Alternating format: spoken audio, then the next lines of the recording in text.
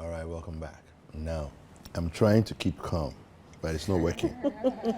I'm trying to, tone it down.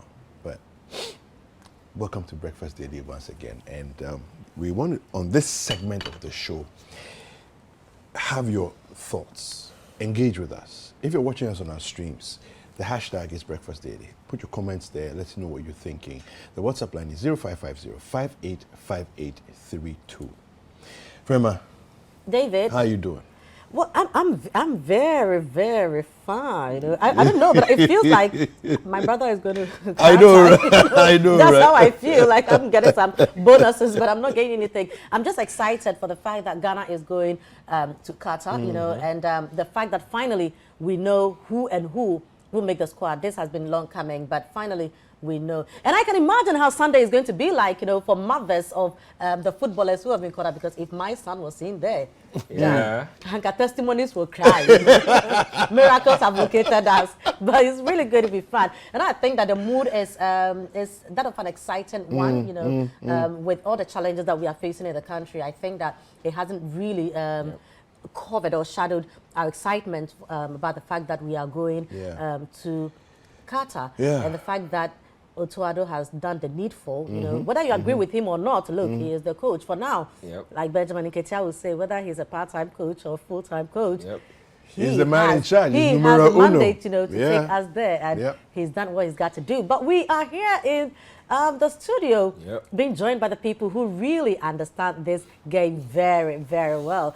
We say that Otto Addo has been very busy, but they have equally been also very busy trying to, before the squad was named, letting us know who will most likely make it and for what reason. But now we know. Yeah, welcome. Thank you very much, Frema. Right. And Benjamin once again, you're welcome. In a different Exactly. I know, right? Exactly. So Charlie, now this is where we are, guys. Let's go back before we get into what we're looking at the 26 and our fortunes and chances and all of that.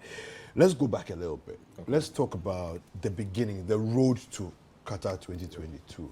GFA has been through a whole lot of different things. I remember what was it called? The committee. There's something called the normalization committee. We went through all of that, trying to change our game, trying to fix things and all of those things. Take us back a little bit and then up to where we now knew that the World Cup is a reality and we've got to prepare for it. So you can take it back, like you said, let's even go back to 2014. Okay. That was the last World Cup we were at in Brazil, ended in disaster, even though the football was great. So that World Cup is weird because, like I say, it's one of the World Cups where we played some of the really good football. Ghana versus Germany still goes down in my mind as the best Black Stars game that I have watched in recent time. We didn't win the game, but it was a really good game of football eventually. Portugal, we still gave a good account of ourselves. And then the money kissing fiasco took over, and then everything else went down the drain. But in the aftermath of that, it's been some good news. We had the Jambepe Commission. So they rolled out a few interesting guidelines by which we should go by. The government adopted some onto its white paper. They threw some of it away. A few of them were interesting about not paying players in dollars again. Good. We are still not doing it. We are flouting it. About having a certain, not even paying cash to players again. So it's supposed to be wire transfer, so everybody was in the know and stuff like that. So we went through that phase, and then number 12 hit our football. Number 12 didn't hit just a national team. It hit both national team and then club football. So there were instances where club officials were seen taking money to fix individuals into the national team. Somebody was saying that all this happened in the past 4 years. It feels so long ago, and that's a Christianity issue, right? Yes. So number 12 happened. A lot of officials were indicted. A lot of referees were removed from our system. And then now we've arrived at this point where Keto Kreku was elected. It was supposed to be a new dawn for Ghana football. Not everybody has been overly happy with this regime, but I say it's just life. Not everybody will be happy with you. I mean, there's no instance where everybody is 100% on the same page with you. The Bible even says that if that happens, be careful. Exactly. Exactly. So Kurt has managed to guide Ghana to the World Cup. So we started off, I believe, with Siki Akono. Siki Akono took charge of the team to a point. It was not satisfactory. We didn't like what we saw. And so he was given the boot ahead of the AFCON. Ghana went to the AFCON with the man who was supposed to know the formula for Ghana football, because remember that our best performance was in 2010 and we were led by Milo. And so Kurt said that Milo understood our food, understood our culture. Eventually, he didn't understand that football had moved on, and some of his tactics were really weird. I had I had the privilege of watching him close up in Cameroon. The Ghanaian fans were abusing him. The Nigerians, I remember in Garua, right? We went to watch a game. Nigerian journalists were around. It was supposed to be our final game against Comoros. The Nigerian journalists were upset with us. They were like, look at this PE teacher these people have hired. You know, you should take our example. At that time, Nigeria were doing well in the group stage. In fact, they were flying in the competition. They said, look at us. You see, because they had a local coach. Good. They hired. See, we hired a local coach, and see the way we are excelling. You people are going to hire this old Serbian guy, and see the way you are struggling. Lo and behold, Nigeria crashed out soon after all those statements, and then we eventually met them in the playoffs. So Otto Addo was brought in, Milo was fired after a lot of pressure. Now, note that the FA did not want to fire Milo after the AFCON. This is a very important point to note. They didn't want to fire Milo after the AFCON. But Milo also raised his own issues, you know, with details of his deal and all that, and the fact that he was also not prepared, you know, to be kicked out easily like that.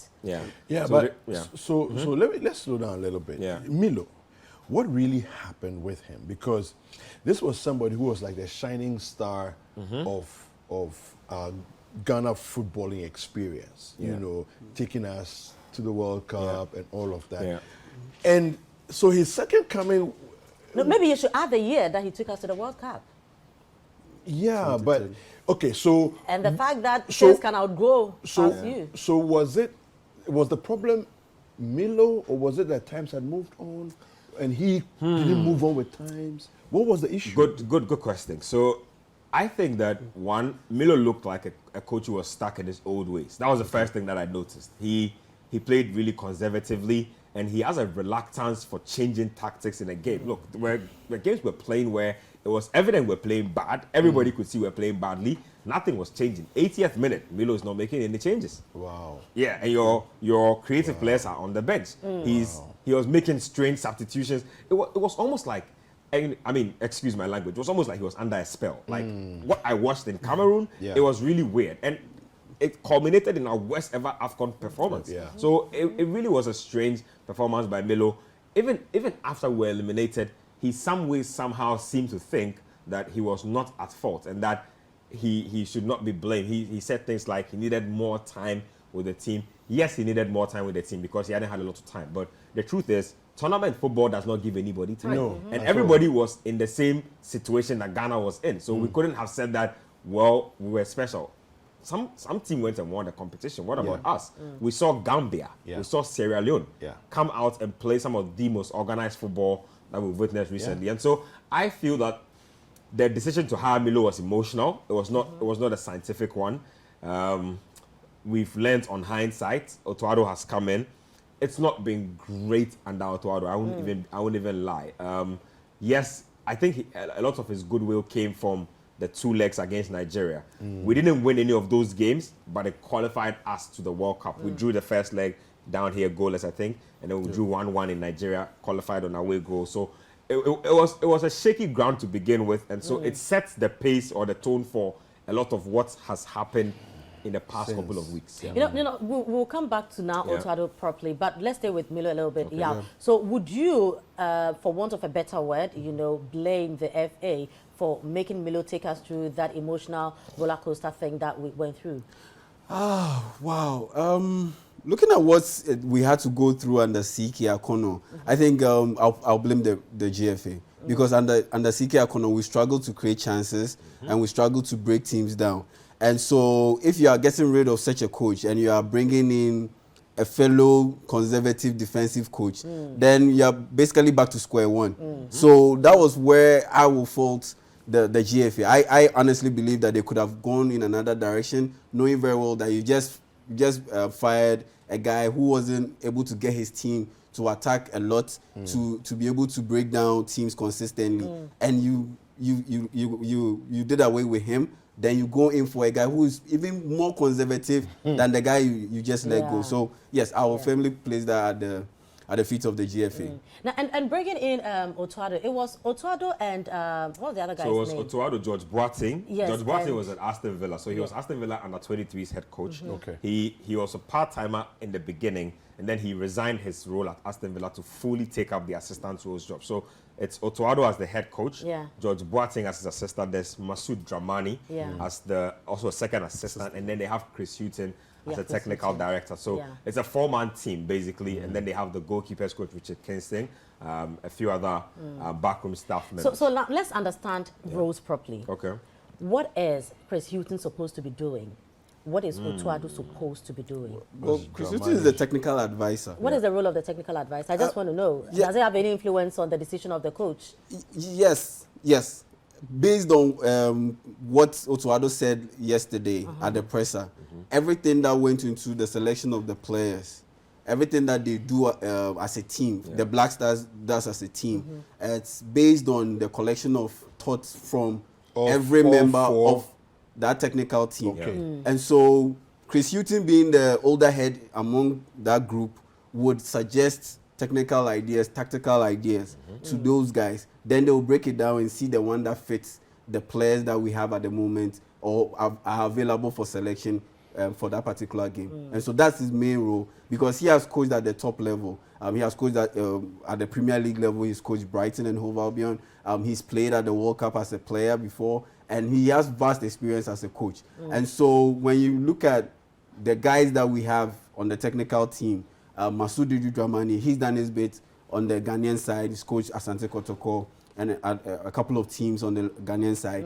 Then Otto Addo is pretty much a newbie at this level, because he's been assistant, he's been in the background for a while. It's the same with George Boateng. And so Chris Hutton, being the older head, would be the one to first suggest the tactical outlay, then they break it down and see which one meshes well with the players available. Then they move it forward. So which one did the president say we should maintain? Was it Otto Addo? Basically, yeah. So he said we should maintain this team, because this team are the ones that guided us to the playoffs. So he said, you know what, they did well. Let's take them to the World Cup. That wasn't World Cup. Well. Yeah, but everybody else who had attempted to do something hadn't done as well as this particular group of four had done. I say that, Otto Addo will be the first to admit that he cannot take the glory of qualifying us to the World Cup alone. The other coaches contributed their quota. They picked up points on the way before he came and added up to the stock and then eventually got us there. So he can't say that, okay, it was solely my thing, but he supervised the Nigeria games, and those were the most important games. And so yes, he has a right to say, well, I earned it, so I should be the one to lead the ship. And so, yes, they've managed to take us to the World Cup. I think that they've picked the squad, like you said, whether you agree or not, this is not the time to argue. The squad has already said nothing will change, unless there are injuries and then there have to be replacements. Nothing drastic will happen, but this is the squad we are sending to the World Cup. Okay, so we had an initial 55. Okay, yep. Prior to the 55, what were your thoughts? What was going through your mind prior to the 55 being selected? What were some of the things that were going through your mind as to who is going to constitute that 55, our final, squad? Yes, I was looking out for especially our strikers, because we still have issues breaking down teams. We still have issues scoring a lot of goals. Despite the changes that we've had over the years, from CK to Milo to Otto Addo, we still have issues scoring a lot of goals. It looks like Ghana, we are blessed with a lot of defenders, creative midfielders, but for some reason... But why is that so anyway? We still can't find that true striker that banks, let's say, converts about 8 out of 10 chances. Even with Asamoah Gyan, we had our issues with him that he wastes a lot of chances, then he scores some goals to somewhat make up for those missed opportunities. We still have some issues getting that true out-and-out striker who scores 8 out of 10 chances. And so I was looking out for the strikers that were informed, playing at a high level, that were scoring goals. And unfortunately, none of those guys that I was looking out for made it into the 55-man Do we squad. have any though? Actually, at this I point, mean, in yes. Europe, yes. We have some prolific yes. strikers. So, for instance, surprise, they didn't even make the 55. Yes, that's the thing. Yeah, A guy like Abdul Aziz Yakubu, he plays for Rio Ave in Portugal, in the Portuguese league, and the Portuguese league is ranked among the top 10, among the top 6 actually in Europe. And this guy has 6 goals in 13 league games, and he didn't even make the 55-man squad. And you look at the strikers that we have that made it to the 55-man squad, that made it to the 26-man squad, they aren't as prolific as this guy. Some people in there don't have a single goal this season. Okay. So okay. Now, apart from the reasons that he gave, that the coach gave, i.e., your availability, willingness. These are Values commitment on and issues. off the pitch. Yeah, you know, these are commitment issues. Now, when it comes to technicalities, when it comes to the game itself, do we know what exactly the coach is looking for? Yeah, good. That's a good question, because Otto Addo has been a little confusing in the number of games he's coached the Black Stars. So he's at times played a 3-back system. At times he's reverted back to a back 4. He's tried to play a 3-5-2 sometimes. So I'll give you an example. In the Brazil game, right? Started off the game with a back 4. Back 4. Yeah, back 4. We got whacked 3-0 before we knew what was happening. And then he switched to a back 3, and then suddenly things stabilized a little. So I remember interacting with Asamoah Gyan a couple of weeks ago, and he was emphatic about it, that one of the things that he doesn't like about this team is that they don't have an identity. They don't have a play style. You don't have one tactic that you've mastered, and that's problematic. In fact, some elite teams have one mastered tactic and an alternative tactic they can go to if their opponents figure them out. We don't seem to have that down, and that's why a lot of people are looking at Otto Addo strange, like, okay, what is your best strategy? What is your best tactic? What will Ghana look like against Portugal? As at now, I'm not sure if we're going to go with a back 3 or a back 4, but I've heard my colleagues say that he favors a back 3. Well, I need to see it consistently for it to become your identity. Exactly. I cannot see it once, I see you do something different the next time. It's hard for me to reconcile. So I think Otto Addo needs to show us what his identity is. Yes, you might have to adapt to your opponents in matches, but everybody has a baseline identity of how we look like from the get-go, and then we change as and when. Because I guess your identity also shows as your philosophy. That's what it is. That's what it is. So we know that this is what you believe in. But if you keep flip-flopping, then we are not sure exactly what you believe That's in. exactly what you're My saying. question, though, is off the back of something that you said about looking for strikers. Yeah. And what's wrong with is there anything wrong with the way we are approaching football in this period of our lives as a nation? Because there was a time we had people who could bang in goals. When you say bang in goals, I mean, Tony Yeboah comes to mind straight away, right? In fact, he's the last real prolific striker we had. When you say banging goals, you will expect it. It will happen.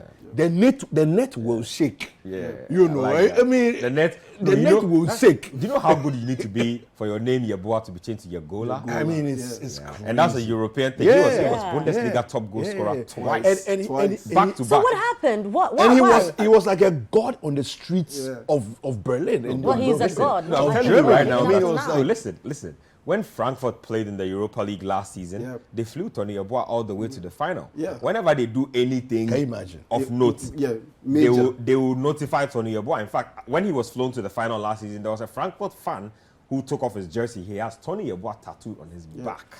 Like that's how much of a cult figure he was.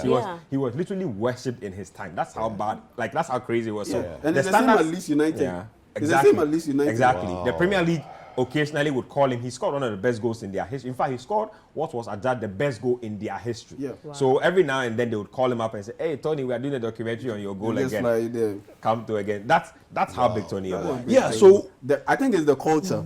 I think it's the culture. Explain. The culture in the sense that in Ghana, the most common form of football is small pools. Now you play small pools, then you dribble, then there's someone stuck right in between the post, a very small post. Then you go like, nah, okay, I'm more interested in dribbling, entertaining people, going back with the ball, Okay, showing catcher, keep possession. So that's where it starts. Okay. So that's where it starts. The football culture is agro football. Yes.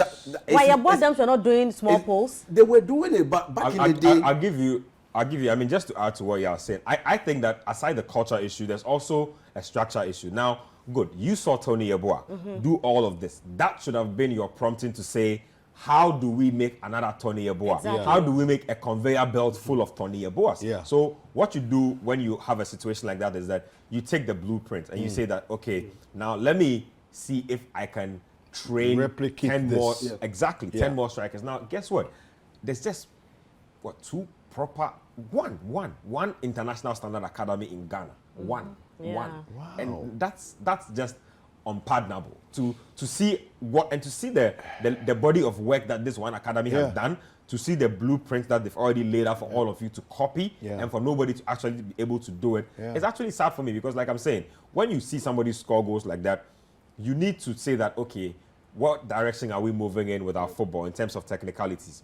Okay, let's hire attack coaches to come down and train our local coaches to teach our kids technique. Because like I was saying, a lot of Ghanaian kids at the young age focus on dribbling and skill and I mean showboating and the unnecessary stuff. They miss out on proper guidance and the education of shooting technique, the education of decisions on when to shoot, even training on composure as a striker. Like those things are like really important. And I'll give you an example. For instance, Man United has hired Benny McCarthy, the former South African international, as a strikers coach.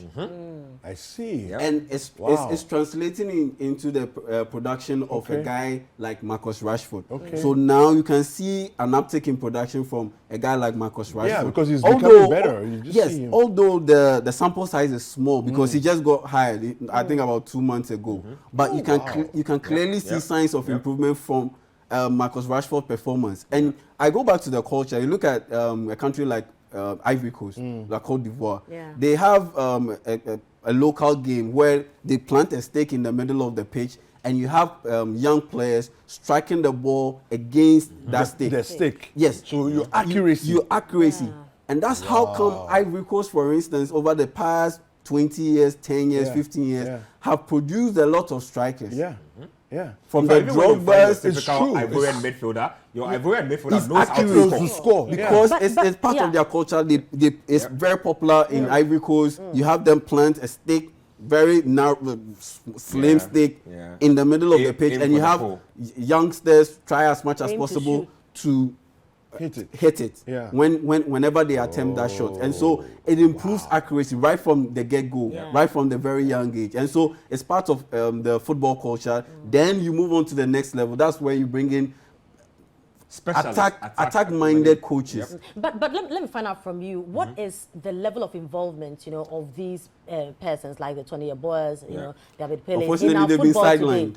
Unfortunately. So a guy like Tony Yeboah has been sidelined because he criticized the football people, and so he has been sidelined and doesn't want to. He actually got involved, and I think it was Brecum Chelsea, either Brecum or Bechem United, not too sure. I think he was part owner at a point, so he was partly funding the team, and then I think he got upset. In one of his interviews, he said officiating in Ghana is bad and will literally demoralize you from being involved in football. So I feel like a host of structural issues, officiating issues, administration and stuff like that just frustrated him, and he says, you know what, let me just take my money and go and relax, because this is not it. Abedi Pele though is still involved in football. He still has Nania FC on his own, right? They're not on a national level.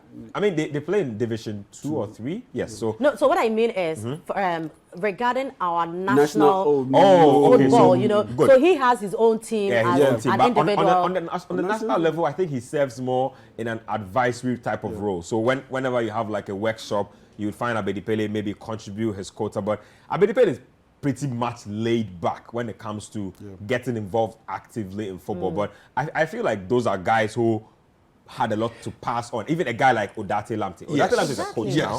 He has his own academy. He's a coach now. He has an academy now, so he trains kids. So he's involved in his own way. But I get what you mean, like getting involved on the grander scale. Because if you have these people, we have all these shining stars who not only excelled individually, but have shown interest. It's like we are too proud to to pass down what we've learned? No, it's not about the people. It's about acknowledge us to how we acknowledge need these these people people. that we need you. Come and help Come us. and help I us. think that's a national You see the problem. thing? You know, It's- Ghanaians have a and way it's of everywhere. not celebrating our own. Yeah. that's true. I It's love disastrous. the fact that you're making this point because I mean, case in point again, Tony Yeboah. I think he's been criminally treated by Ghanaians. I don't know if it's because his Black Stars career was not as great It was as checkered. his club career, and he had his issues. There were issues from the '92 squad. There was a lot of beef in that team that cascaded into future teams. But generally, like I said, a guy like that should be close knit with our football. Yeah. If you are moving to a Seriously. tournament, you should be consulting Tony Yeboah Yes, because exactly. as far as goal scoring is He's concerned, done it more than anybody. you don't know how to do it more than him. Thank you. You know, but I think he's just accepted that this is how we treat our No, but heroes. there's not much he can do. Yeah. You know, if you don't want me, he's accepted what do I it. do? That Exactly. this is how we treat our heroes. So he's just backed off and he's doing his own thing in his And corner. this attitude has come back to bite us. Now we're talking about not being able to score goals, but what are we doing deliberately For the to longest get time, people? struggling to replace Jan. Now we have Williams. Williams is not. He's not your out He's and out not striker. crazy prolific, but Williams is decent. I mean, his highest tally in the Spanish league is 13. This season, he's doing really decent numbers. We need more than decent. Yeah, he's doing very decent numbers. So I think that Williams might solve a problem for us if we play him in the right position. So may God forbid, I touch wood. Yeah. If he gets in there and is injured, then what? Because if we are banging our hopes on one person, And then that's where Then you we have to do the rely makeshift on for maybe a Bedeayu. Mohamed Kudus and Ayu. Yeah. Okay, you know what? You know what? You're welcome back. This is Breakfast Daily. Now, if you're just joining us, we are discussing the Qatar 2022 Ghana squad that was named by Coach Otto Addo yesterday. Now, we've been joined in the studio. Well, we still have Yao here with us. And Benjamin just left us, giving way to DK, Daniel Cranting, to join us. DK, welcome to Breakfast Daily. Hi, Freeman. Hi, Kweku. Hey, what's up? I was listening. Yeah. So we're just talking about Tony Yeboah's commitment and the fact that he made a strong issue that we don't really have strikers, but somebody who has suffered as a striker in the hands of Ghanaians will be Asamoah Gyan. And I know that you have some special likeness for the baby jet. I mean, but hey, don't we all have baby jet? In fact, the fact that he was even trying to train to be called up places more emphasis on the fact that we are bereft of strikers, because if we have to go back to Asamoah Gyan to fall on him, then there is a big issue. I don't know what you make of this. I agree we have an issue with strikers. It's not just during this era. It goes far back. And I think Yao made a brilliant point in our football culture, how we train our young players. So we tend to produce more midfielders because of the way we train our young players. And it has had an impact on the national team and the kind of players that we produce or we've produced over the years. If you look at the top strikers that we've produced in quotes, they are not necessarily as a result of the system that we have. They are just outliers. So you see the Tony Yeboahs and then the Asamoah Gyans. But on that, I need to go back a bit and sort of correct some of the premise that we were on. You see, when you belong to a country and you are looking at players who've done well or great players in your country, the premise should be on their performance in the national team, not what they did with their clubs. The outsiders who view it in will look at what they do with their clubs before you look at the national team. So when you go to Argentina, the main reason why people still, as at 2020, still saw Maradona as the GOAT was because in their national team, Maradona had performed. But when you look at every other thing and what Lionel Messi has done at club level and things, you have seen interviews where they say Barcelona doesn't concern them. Do you understand? It's the national team that concerns them. So what you do with the national team is what defines your legacy in the country. So for Asamoah Gyan to score 51 goals and be the highest goal scorer in Ghana history, he's the greatest ever striker that Ghana has produced, period. Which is true. We don't care about what happens in Europe. We don't care about what happens at club level. If he was playing in the Ghana League or if the players he's being compared with who also play in the Ghana League, then you can add that. But what makes Asamoah Gyan great? Because he took Ghana to a World Cup. He's the highest goal scorer for Ghana at the World Cup. He's the highest goal scorer, African player at the World Cup. In the AFCON, what is he second or joined with Andrea Ayew as the top goal scorer? He's done 51 goals. By far, he's the gap between he and the second person is far. So he's miles ahead when it comes to class in terms of goal scorers for Ghana. And when we are viewing our players, let us view them with the eye on what they have done for the national team. Yeah, no, I mean, I think that you make a very good point. I, for nostalgic reasons, have a stronger affiliation for Yeboah because I was a teenager when he was at his prolific heights, right? So the nostalgia is there, but the point you made is what it is. Because again, Maradona was playing at the height of his career when I was a teenager, and but you were also a teenager before, and the thing is that Messi will never reach the heights that Maradona did in terms of national pride and national stardom. Especially if he doesn't win the World Cup. If he doesn't win the World Cup, you know. So it's a very good point that you're making. How do we reproduce more Asamoahs? And maybe better. Yes. Because even Asamoah himself struggles. And he even says that people should be better than what he's done. Exactly. And I think it's just down to look, we need to fix our grassroots. The sort of talent that we produce, because everybody has advanced and we are still stuck in our old ways. We need to advance, not just who are the we? We are Ghanaians. As a nation. No, but okay, the football system. Exactly, I think that we should get it and direct it to the right people. I think sometimes we are, because we have a lot of technically gifted players because of our football culture. We sometimes sideline players that don't necessarily have that look and feel of a Mohamed Kudus, who is technically gifted. So we sideline those kind of players. But when you look at players from with a different light, you can clearly see that this guy doesn't even know how to play keepy ups, what we call totas. But he has an eye for goal. And I'll give you an example, like Filippo Inzaghi. This guy couldn't run to save his life. He wasn't the strongest. He wasn't the tallest. He wasn't the most technically gifted player. He wasn't skilled. He couldn't do today's setting. Erling Haaland is a perfect example. He couldn't do a whole lot of things, but this guy had an eye for goal. If you put it in front of the goal, he will score, and he had a nose for it. And that's what we tend to miss out. There are players that don't have the skill, ball skills, juggling skills, but they know what it means by positioning. They can position themselves in the box, knowing very well that this ball is likely to come my way. They have that instinct that if I move to this area, the ball is likely to come to this place, and I'll be in the best position to just have a tap in and score a goal. We miss out on those kind of players, and it's part of the culture we need to reset. I think we should bring it home to the 26 that have been chosen. Is there anything that excites you about the team? A lot. Tell me. For me, a lot. I think it's the youth. Sort of a blessing in disguise. And it's funny how some of these things happen.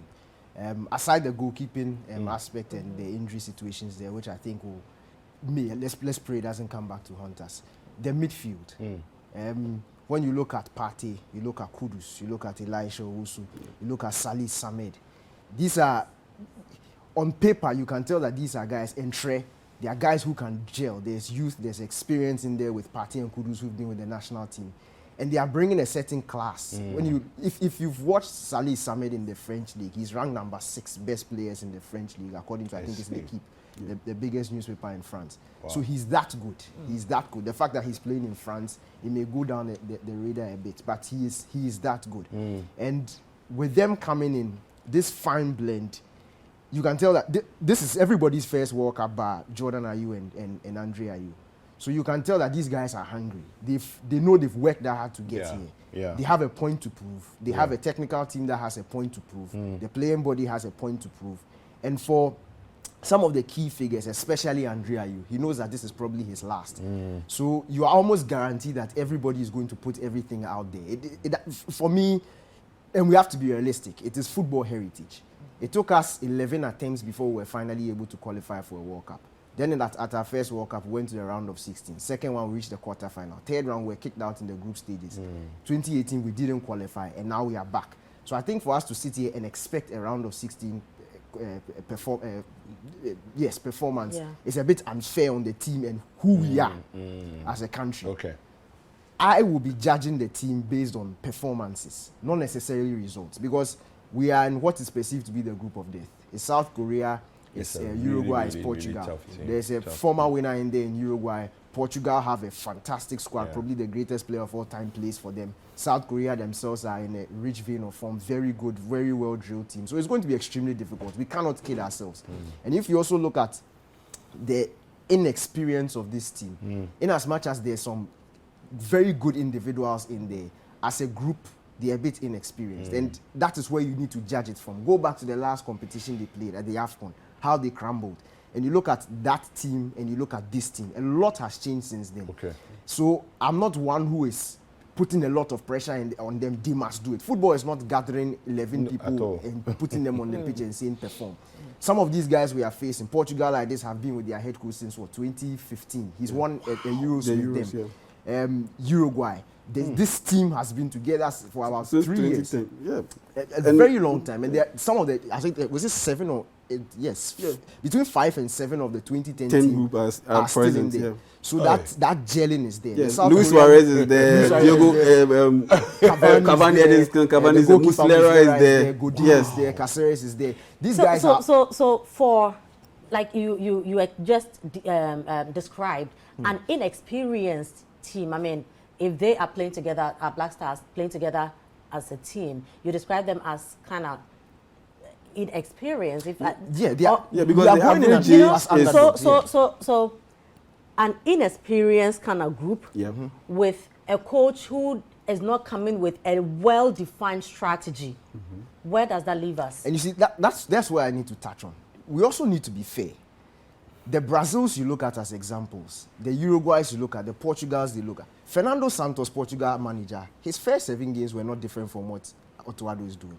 Tite, the Brazil head coach, his first year is not different from what Brazil. But you see, they have foresight. So they look at your early stages. They can tell you have a plan, and then they give you time to build on it. Let me be very fair to Otto Addo.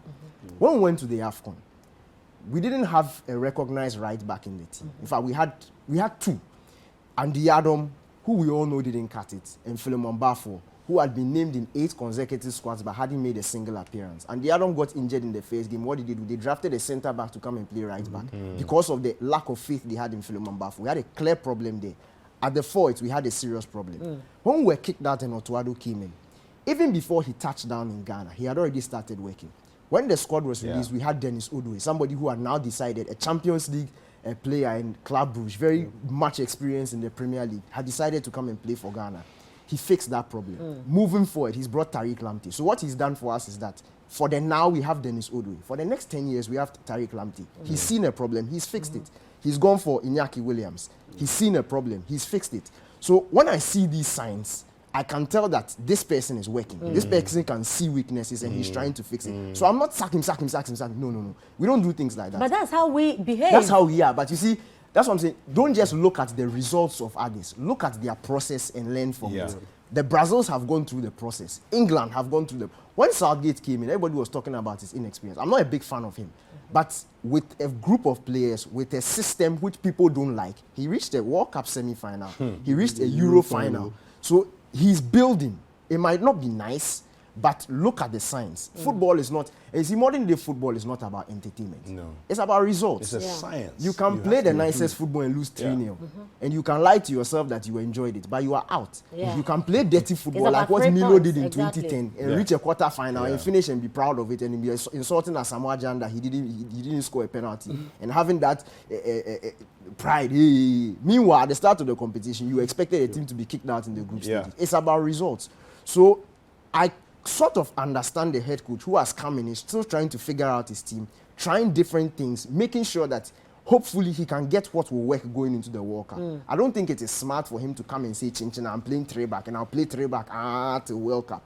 If it's not working... But shouldn't he come with a defined strategy so that we know that, okay, this is how Otto Addo does his thing? Yes. Pep Guardiola's first season at Manchester City, he spent the entire season tinkering.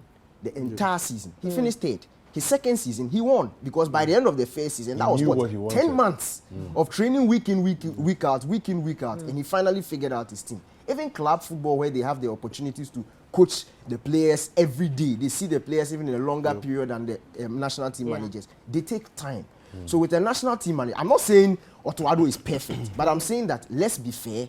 Let's look at what he's done. He had 1 week to prepare Ghana for Nigeria. Everybody said we'll lose. Yeah. Everybody said we'll lose. No, I think we're even surprised. Yeah, he had Yes, 1 week. we were surprised. Not just the results, the quality of the performance in that game. So after that, you need to start building. You need to start testing things out. And I think that is what he's doing. So I respect that. I'll give them a chance. Let us look at how they perform in this competition. I'm saying don't expect to see Ghana go out and blow Portugal apart. It won't happen. We are the underdogs. Nobody is like a Norwich City going to face Liverpool and saying they are coming to play. And it's your expectation. No. Yeah. You when you are facing somebody who is better than you considerably, you look at what they have and you try and take advantage of the loopholes in their system. That's what every smart manager does.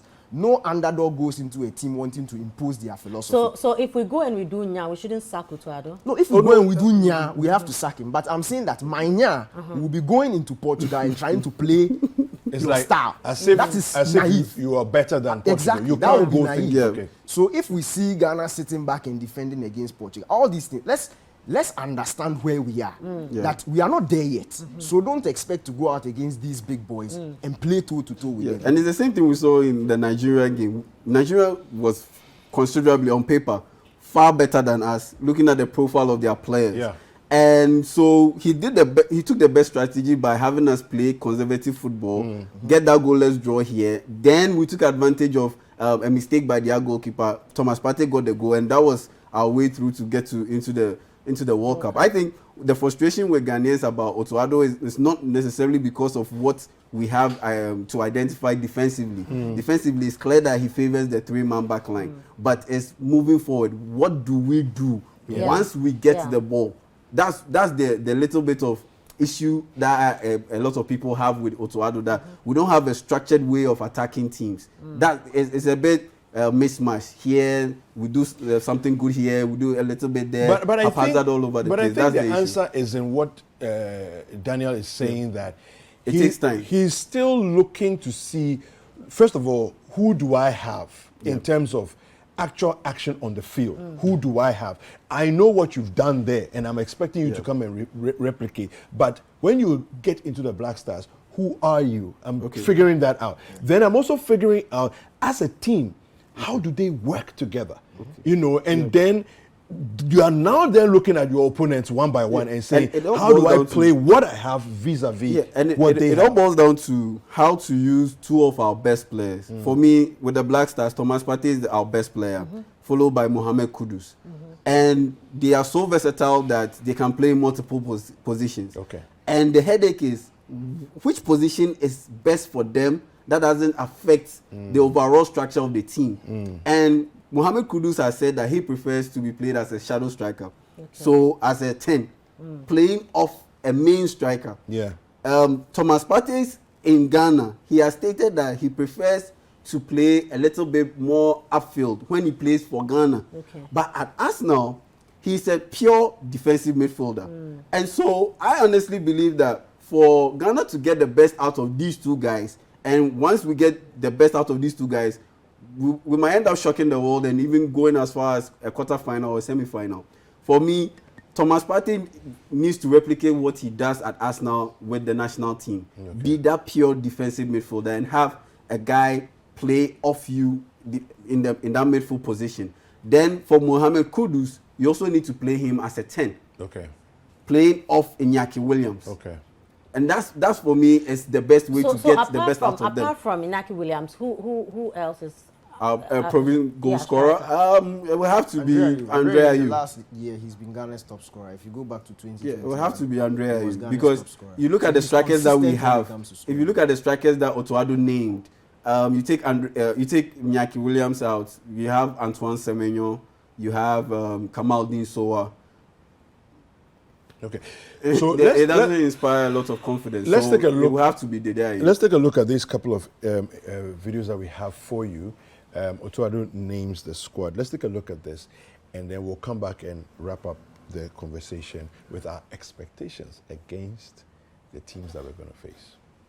I'm happy to be here among you to represent you, the 26 players who will be at the Copa Mundial 2022. So the first name is Lawrence Atizigi from St. Gallen. Second name is Abdul Nuruddin from KS Open. Then we have Ibrahim Danlad, as you see already. I will continue with Dennis Odoi from Club Brugge. Then we have Tariq Lamptey from Brighton and Hove Albion. Then we have Alidou Seydou from Clermont Foot. We have Daniel Amate from Leicester City. Next one is Joseph Addo, Celta Vigo. Alexander Djiku, RC Strasbourg. Mohamed Salisu, FC Southampton. Abdul Rahman Baba, FC Reading. Gideon Menza, AG Auxerre. Andre Ayew, Al Sadd SC. Thomas Partey, FC Arsenal. Elisha Owusu, Ghent. Salis Abdul Samad, AC Lens. Mohamed Kudus, Ajax Amsterdam. Then we have Daniel Kofi Cherry, SC Freiburg. Daniel Bani Afriye, Hearts of Oak. Kamal Sawa, Club Brugge. Isahaku Abdul Fatau, Sporting Lisbon. Osman Bukhari, Red Star Belgrade. Iñaki Williams, Atletico Bilbao. Then we have Antoine Semenyo, Bristol City. Jordan Ayew, Crystal Palace. And we have Kamaldeen Sulemana from Stade Rennes. After the announcement, Coach Otto Addo listed the criteria that influenced his selection and omission of players. Because, this is what's, for me, very, very important to be the face of the national team, that I can work my way. So the decision at the end is mine, although surely we as a technical staff decide things together. And we have very, very strong values to build a team, which are very, very important for us. So there are criteria on the pitch, but also off the pitch. Surely we expect this. We expect that you are trustful, because we know, and everybody knows in football, there's always a lot of happening, especially in the team. But the team for me it's not the family, but it's like a family. So everything which happens in the team should stay in the team sometimes. And then there are things on the pitch, like performance in the national team, performance in your club, the trainings, then also my KPIs, my key performance index. So my style of play, what do I want to see? And I'm very, very flexible. So I want to have always in the squad variables which I want to use, because every game is different, and even in the games, sometimes. Well, right. so that is it. Manager Otto Addo naming his winning squad. Now, are you confident, should this squad have included someone, should someone else not have made it? I mean, Those who didn't make it. Is this the squad? What are your thoughts? The squad. A handful of players should have made it, but they didn't make it. Who Like should who? have made it, and who would they have replaced? For me, a guy like Joseph Paintel should have made this Who would list. they have replaced? Fatau Ishahaku. Okay. A guy like Jeffrey Schloff should have made it. Who would they have replaced? I would have picked him ahead of a guy like, let's say, Salih Samad. But the point is, Otto Addo named his criteria. And those guys, they fell short of one criterion or the other. Yeah. So, for instance, Joseph Paintel, Otto Addo mentioned readiness and willingness to play for Ghana. And Joseph Paintel received a call-up to play in the Kering Cup in the lead-up to the World Cup. And for one reason or the other, he failed to show up. And Otto Addo didn't like the way he approached it. And so, even before this squad was named, Otto Addo had, in previous interviews, mentioned that he wasn't happy that Joseph Paintel failed to show up or turn up for that particular But should it be tournament. about emotions? But No, but those no, are but his if you're- I quotes. want to understand. Those are his quotes. I think that if you're No, disciplined, I get So it. I those just are want to his quotes. understand. So that is that. one. So that is one. Yes. So readiness and willingness to play for Ghana. So Okay. he missed out on that. And he also highlighted another criterion, information management, that he likes to keep things within the team and not have information leak out of the team. And when you look at when you hear the chatter about Joseph Paintel with regard to his call up to the Black Stars or otherwise, you have a all lot over of the information coming from prominent people that clearly shows that information leaked from his side, and it doesn't augur well in terms of building trust. So that's where he also fell short. And it's the same thing that happened with Jeffrey Schlupp, that he, from what we gather, a guy in his entourage released some statements on social media. He insulted the GFA and he insulted Ghanaians too, because his guy apparently didn't make it to the 26-man list. Yeah. And that's not how you go about issues, because you've bent that bridge. If that guy had kept his mouth shut and hadn't typed out those words on Twitter, on Instagram, Baba Idrisu got injured 2 days before the squad was named. Baba Idrisu looked like a lock to be named in the squad, and he got injured. Baba Idrisu plays as a central midfielder and as a DM. Jeffrey Schlupp plays in those positions. He could have easily been named as a replacement, but because of that statement one of his guys in his entourage put out there on social media, it pretty much bent the bridge. Yeah. So information management is key, and Otto Addo highlighted it as one of his criteria. And so Jeffrey Schlupp missed out on a call up to the Black Stars because he didn't manage information well. He didn't manage sensitive information well. And so those are some of the things that he highlighted as part of his criteria that these guys fell short. Awesome. And so for me, Joseph Paintel should have made it, Jeffrey Schlupp should have made it, but they didn't make it because they didn't meet the standard of Otto Addo's criteria. Even if Joseph Paintel would have made it, definitely not at the expense of Fatah Isahaku. Because in Otto Addo's, when he was listing his criteria, he also mentioned that even when he has wingers, it's not just about form, but he needs a different dynamic. So if he has 5 right-footed wingers, he might want a number of left-footed wingers, and the other way around. Fatah Isahaku is, along with Kamal Sowa, the only left-footed forwards in the team. So you can understand why they are in there. And the boy has shown promise.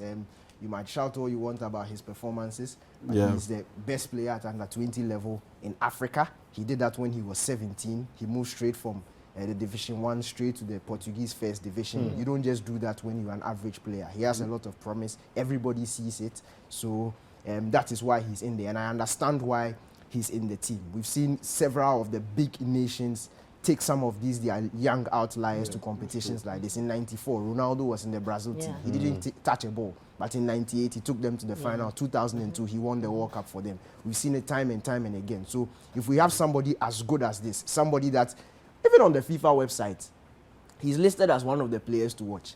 Okay. We are sitting here saying we should take him out of the team. No, because of performance. Because part of the criteria because is you have time. on the pitch performance, and the guy hasn't been able to. Yes, there's time. Yeah, the you guy hasn't have been able time. to perform well. doesn't have time. I don't have time. Rome wasn't built in a day. We don't just get up and become a millionaire. Everybody, it's one step at a time. So it's a process. If you want to skip, you will never reach. Rome wasn't built in a day, but it took a blink of an eye to part the Red Sea. Well, yes, but That you is see, God. We are not God. but you see again, what you're saying, a case in point, Senegal spent the last 15 to 20 years setting up several academies around their country. Oh, yeah, that's okay, right. And it's the same with Qatar. And look, Senegal is going to stay at the top of African football for the next 20 years because of these academies. Let me give you the prime example. Do you understand? And Ghana will be there to talking. Let me give you the prime example. After the 2000 Euros, when Germany was kicked out in the group stages, they set up a plan, built academies all around. The root of that, the first batch, won the 2009 Europe Under-21 Championships. 5 years later, at least over 50% of the players from the first graduating batch of those academies won the World Cup. What they did was that we've targeted the next 4 World Cups. So as for the ones that are coming, they are just for a rebuild stage. But You've not built anything. Every day you want to go. And it's the same with Qatar. You look at their 26-man squad for this one, for this World Cup. 18 of them are products from their Aspire Academy that were built over a decade ago. And players were scouted all over the world. And funny enough, there's a Ghanaian in there. Oh, really? There's a Ghanaian in the Qatari team. Mohammed, I've forgotten his first name. He's in there because he was scouted and he was brought over to Qatar to be in the Aspire Academy, and he was roped in and he became a citizen because he was picked when he was young. And they are in the team. And so it's a process. I get that. It's a process and we have to be patient sometimes. But when it comes to the selection of players, yes, it's not consistent because there's a criterion that this guy checks the box. There's another criterion that this guy doesn't check the box because you look at Fatawu Issahaku, for instance. Otto Addo named on the pitch performance as one of his criterion. But on the pitch performance, Fatawu Issahaku hasn't had even the chance to be on the pitch that much for Sporting Lisbon because he doesn't play too many times for Sporting Lisbon. For me, that's where I stand.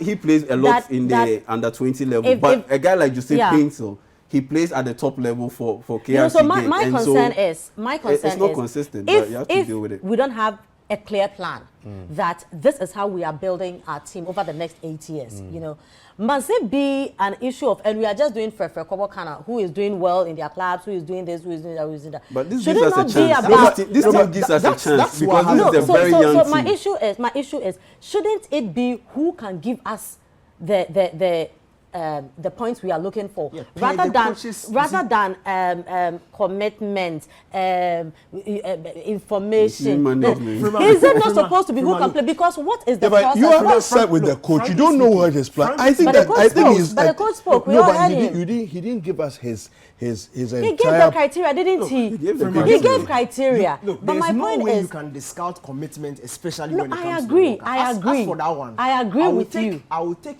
a schoolboy who is committed. I like Otto Addo now. When you don't have the plan in place, because I can see clearly that what is the Black Stars plan for the next 10 years?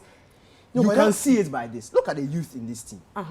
This team gives us a template. It's a template. It's a template for something that we need to do it well because they are young. If we are showing good and positive baby steps, let's encourage it. That's what I'm saying.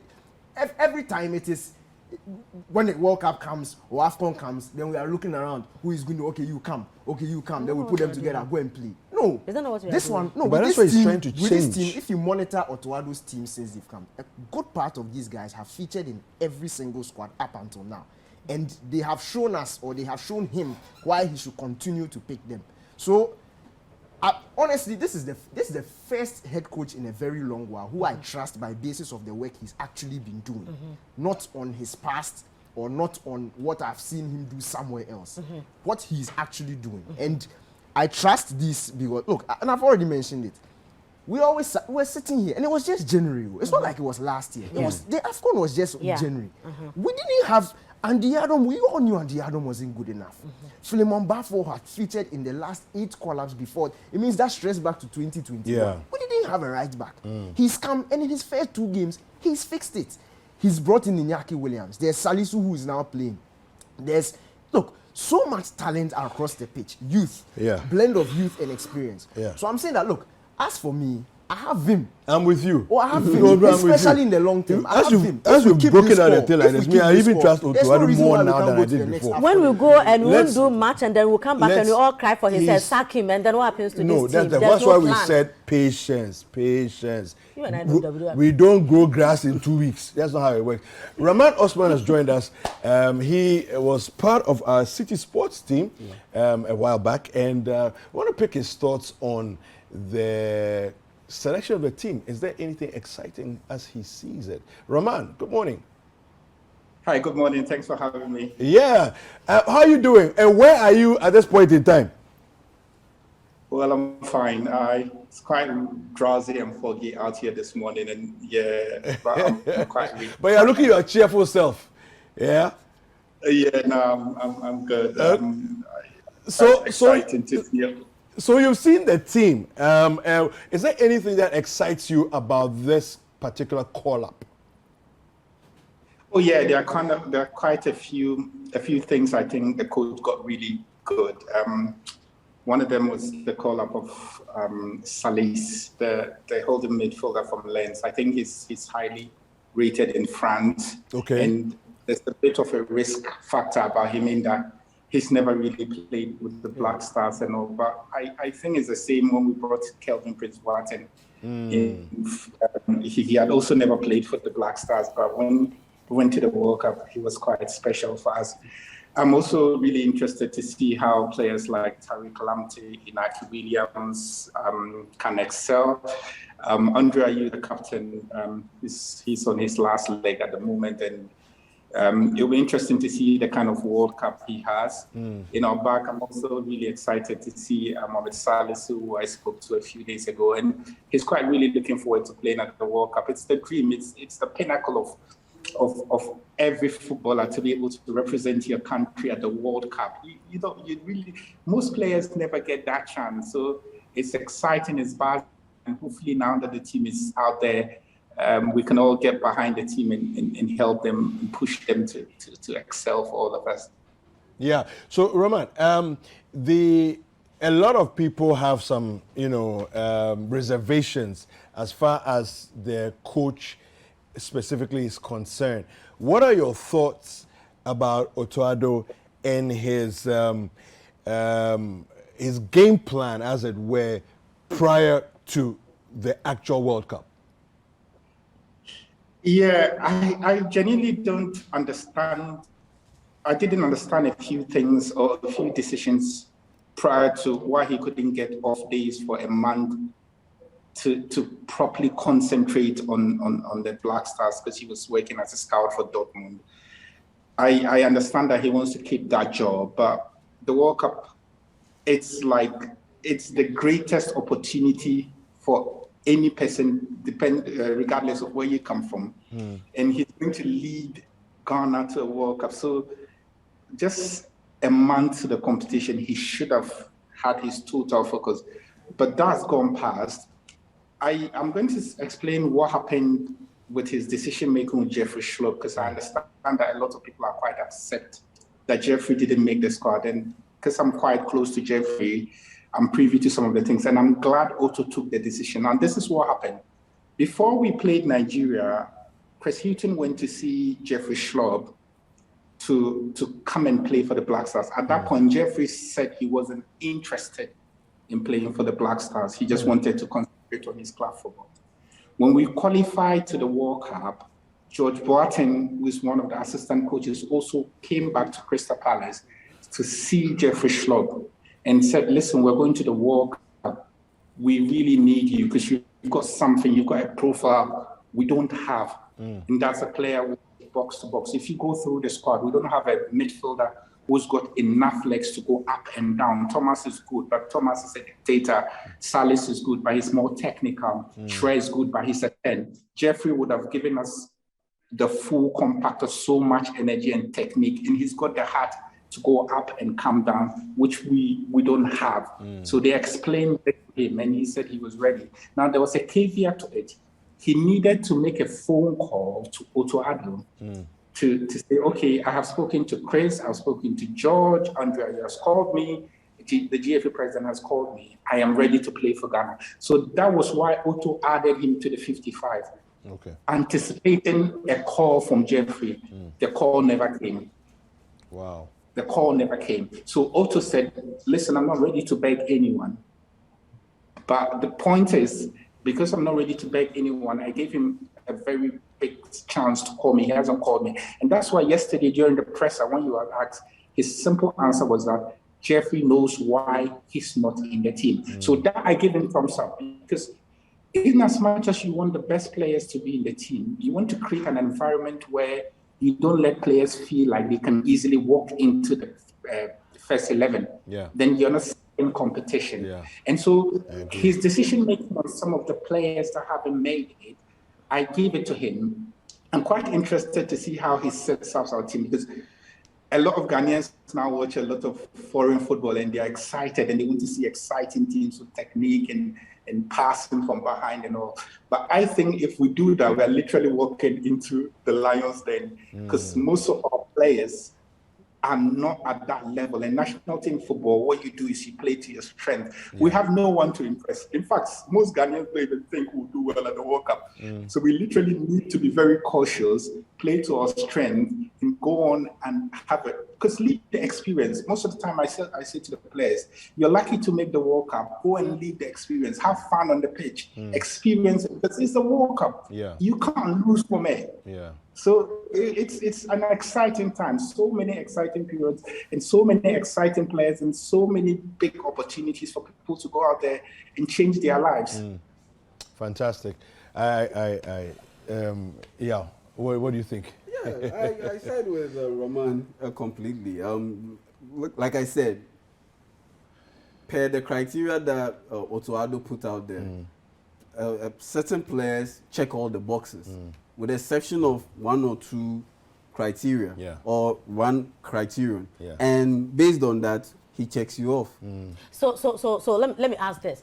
Is it the format that the player, you know, after maybe the technical team members have reached out to you, now the player has to call the coach to say that I am ready? Is that the format? And that Schlupp did not do that, and so automatically you exempt yourself from the team. Is that how it's supposed to be? Or is an issue of we feel you can't be bigger than anybody else, and so this is what we think you should do. You did not do that, and so I just want to understand that's this. not the format. It's down to respect. No, I just want to understand that's that. not the Is that a process? Is that a format? That's not the format. But in respect to Jeffrey Schlupp, and with respect to Jeffrey Schlupp, based on he has a checkered history with the Black Stars in terms of his call-up, in terms of his availability for the national team. He said once that I don't want to play. So you've already set the precedent that I don't want to play, and they've given you the chance to play. So and maybe now I mean, per what Raman said, now things have been explained. Yes, and you've been included in the 55-man squad. Just call the coach and make yourself available for selection into the 26-man squad. And you didn't do it. I mean, there's only so much that a guy can take. Hold on, talking about commitment. Raman just said something that he is thinking that at least like 1 month to the team, just give yourself some time, focus on Black Stars and selection and everything. Now you are also questioning people on commitment. So as the coach, what was his example in terms of commitment? That's a very good point you've raised, Freema. But you see, for me, on the optics, it doesn't look nice. It doesn't look good for a head coach to wait until a week to the World Cup.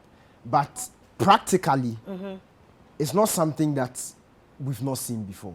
Yesterday, they asked Otto Addo a question about one of the dual nationals, Koningsdorfer, and why he couldn't make the team. And Otto Addo said, I watch the players every single week. So even his job profile at Dortmund allows him that time to be able to do as much scouting as possible, to be able to go around, watch players. So it helps him when it comes to his monitoring with the Black Stars. And as I said, he touched down in Ghana a week to the Nigeria game. Doesn't mean he wasn't doing work behind the scenes. He had already convinced Dennis Odoi before that. He had already discussed tactical plans with his backroom staff. In fact, in an interview with Gideon Mensah, he said they had already reached out to him about a month before the Nigeria game, telling him about how there could be a possibility of a back three. So all those jobs, all that work. So he's still working even though he's not present. That's it. And I'm saying that practically so that's it is good possible. Enough preparation but for optics, the team. It doesn't look good for the optics. And on top of that, the point is, it's not his job to do that because the FA allowed it to happen. If you really want the guy, tie him down, meet his financial demands, then he'll be solely focused on your job. But they didn't do that. And once you don't do that and you leave room for this kind of issue to pop up, he will definitely take it because at the end of the day, the criteria for him. No, because at the end of the day, he is committed to the job. It's not his fault. The players too, you can't blame them. You can blame them because at the end of the day, but you're the leader. That's for that one. And in your leading, you have to take a decision. But in your leading, you should also lead by example. Or the coach's example is not necessary. No, that's fair enough. It is fair. I think that. No, Raman, I don't know what you think of this. I mean, his commitment to the team, and the fact that he is using commitment as one of his criteria for not calling up people? Yeah, you know, it's quite a very thin line between being able to speak to you guys on Zoom and being there with you physically.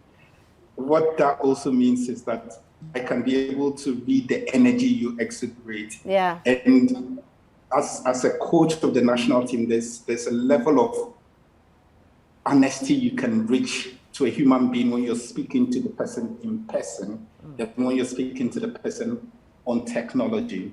So that's why all the top coaches in the world, that of Brazil, that of England, you would see them, or you saw them a month prior, were there speaking to players. Because when you go to see them physically, you actually see things like that they do. So let me give you an example. If you watch football on television, mostly the focus is on where the ball is.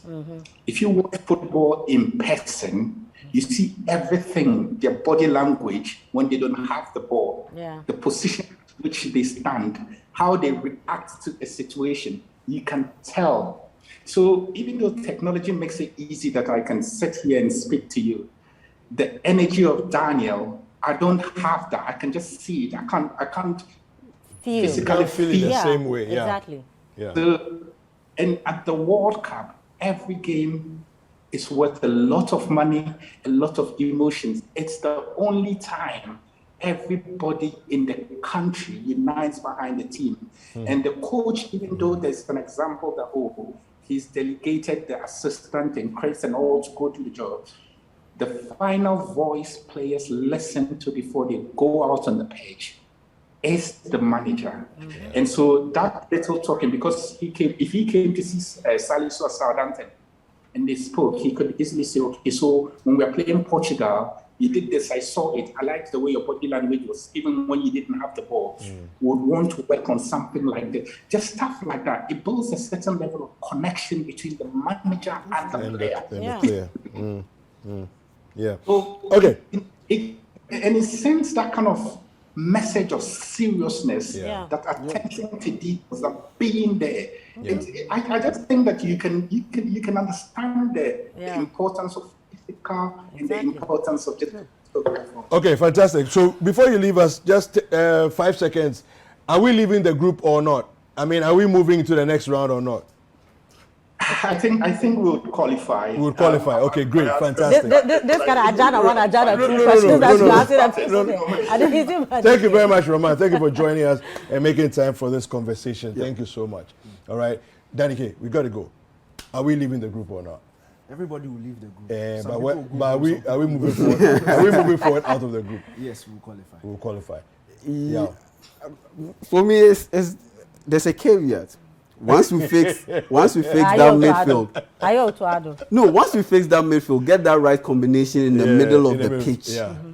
Once we get that combination right in the middle of the pitch, if it's, I would love to see Partey and Elisha Owusu pair up in the middle of the pitch with Mohamed Kudus and Daniel Che up top with Iñaki Williams. If we have that plus our back three, we definitely progress to the next round. Fantastic. Well, Gentlemen, we won't put any caveat anywhere. Thank you. We'll make it I know, right? We'll make it part of group Roman, thank you. Democratic, thank you. Thank you very much. You're welcome. We're going to take a quick break. Don't go anywhere. Health is up next.